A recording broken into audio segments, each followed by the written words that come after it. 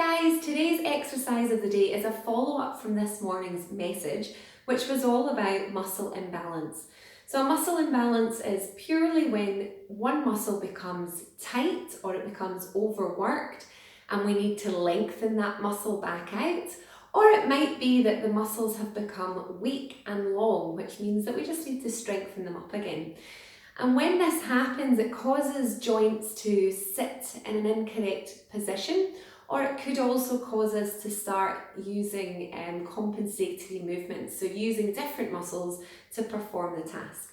So we're going to look at areas of the body that are quite generally tight and give you some stretches to lengthen out those muscles. And we're going to look at areas of the body that are generally weak and some exercises that we could do to strengthen those up. Okay, so let's get started, shall we?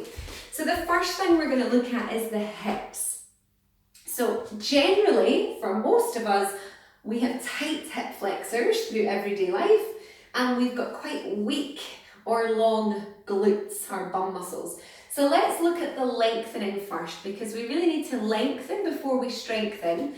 And the goal of this is to get the full range of movement at a joint to keep us nice and functional. So you may wish to have a chair for this one. If you're going to use a chair, the same leg is going to step back. I'm going to do it side on just so that you can see what I'm doing.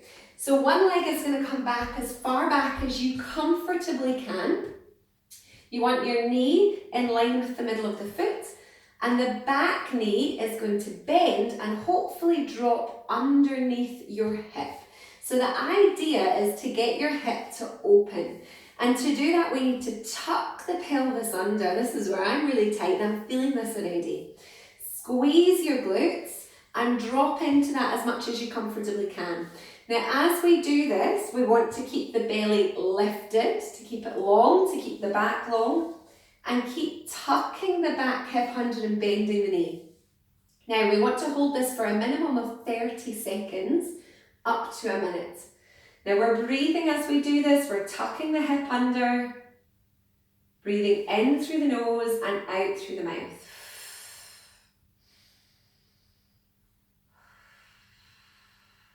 I'm not going to hold each pose with you, but if you can count it yourself using a clock or a stopwatch, and then obviously do the other side as well. So long step back, so you're up on the ball of the foot. If you want to use a chair, you can.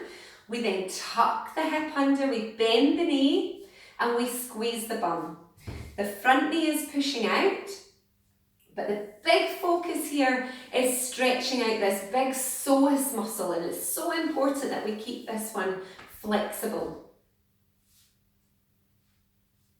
Okay, so that's the stretch for your hip flexor. Once we've stretched out for a minimum of 30 seconds up to a minute, we can then look at strengthening the glutes, so the big bum muscles at the back. And you can do this through various exercises that you'll find on our website, through squats, lunges, that kind of thing. But today we're going to use a hip extension. Sorry, I keep going fuzzy, so I'm just making sure I'm not too fuzzy. So the hip extension, the reason I'm using this is because this is the primary focus for the glutes. This is the job of the glutes, and we want to make sure that the hamstrings and the lower back are not going to take over.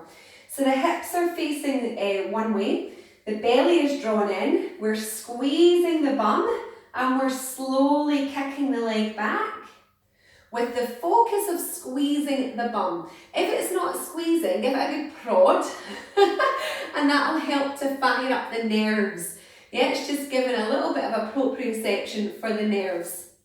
And back down. Now the aim of this is to move really slowly, really squeezing the bum, kicking the leg back, rather than just allowing the leg to kick back. Because if I do that, I can feel everything moving and my lower back's doing the work. So keeping the belly lifted, keeping the tailbone tucked, squeezing the bum, kicking the leg back. We're aiming to do 10 to 12 repetitions on each leg. You can do it as a balance exercise, which is great as well, and really focus on squeezing the glutes. So that's the stretch for the front of your hips and the working for the glutes. And do try and do those every single day, maybe even twice a day, if you do feel that you're starting to get into this position anatomically all the time. so nice and tall. The second area that many of us have problems with is across the chest, across the front of the shoulders and through the upper back. So generally we're quite tight at the front.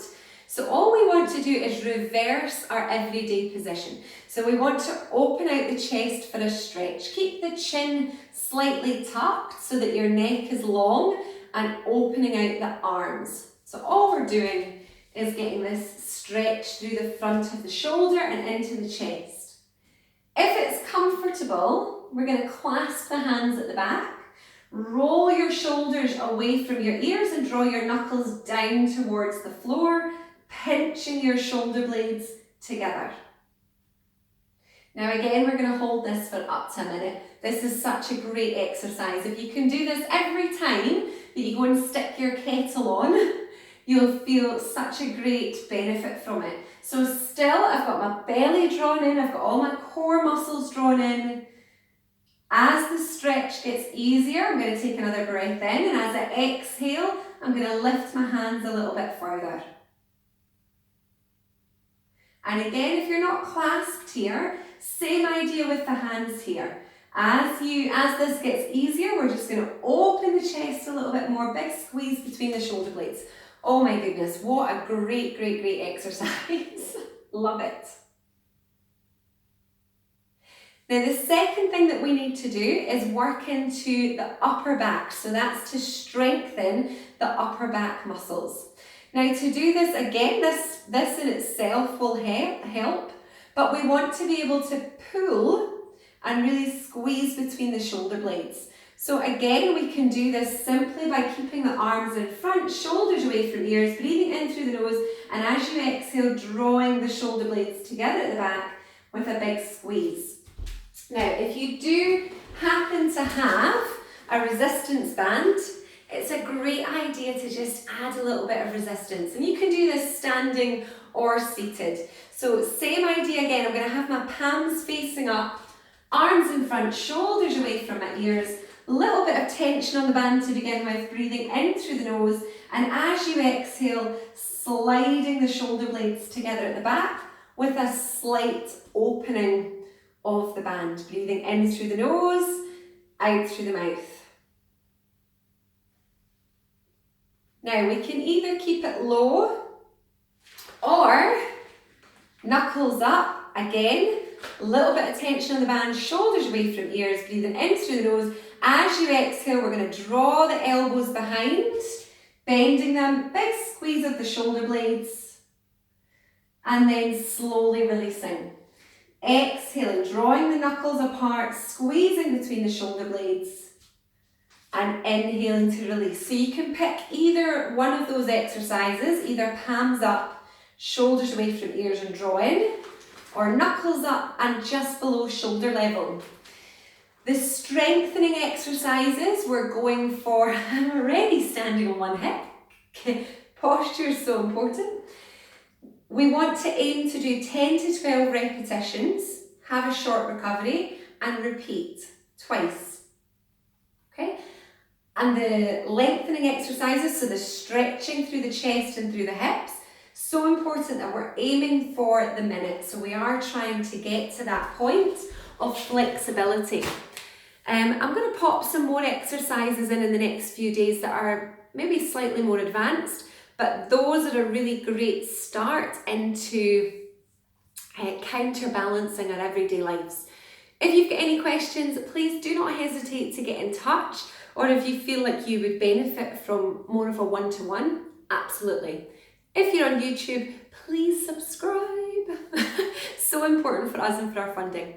Guys, have an awesome day, and hopefully we'll see you soon.